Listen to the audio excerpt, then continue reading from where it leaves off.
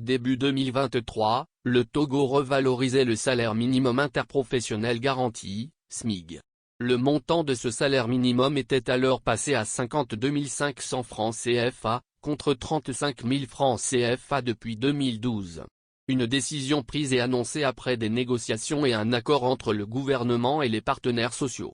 Mais un peu plus d'un an plus tard, le bilan de cette hausse semble mitigé.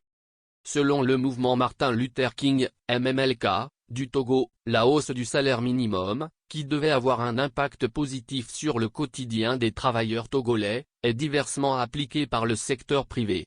Le président de ce mouvement, Edo Komi, souhaite attirer l'attention du gouvernement sur l'attitude de certains employeurs qui ne mettent pas en œuvre cette augmentation des rémunérations minimales. Il y a un an, nous avons crié satisfaction. Mais un an après, nous nous rendons compte que l'application n'est pas effective à plusieurs niveaux, notamment dans les sociétés de la zone franche où les employeurs menacent les travailleurs s'ils continuent de réclamer. Et ce n'est pas sérieux, parce qu'une décision du gouvernement doit être appliquée. Il n'y a pas de suivi, en termes d'application, déplore-t-il. Demande de nouvelles grilles salariales.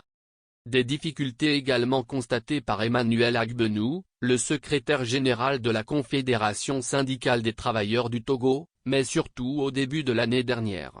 Les syndicats veulent désormais une nouvelle convention collective, et une nouvelle grille de salaire qui prenne en compte cette hausse et qui doit être discutée avec le patronat.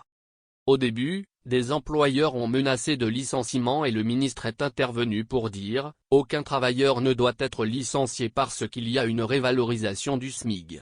C'est vrai que dans certaines entreprises, il y a des employeurs qui n'arrivent pas à payer, compte tenu de la vie chère, explique Emmanuel Agbenou. Interrogé sur ce sujet, le ministre du Travail, Gilbert Bawara, met en avant sa disponibilité, et celle des inspecteurs du travail et des organisations patronales, pour examiner les préoccupations des travailleurs. Il rappelle qu'il existe au Togo des mécanismes qui permettent aux travailleurs ainsi qu'aux syndicats de soumettre des cas de violation des textes, en matière de SMIG ou de droits sociaux.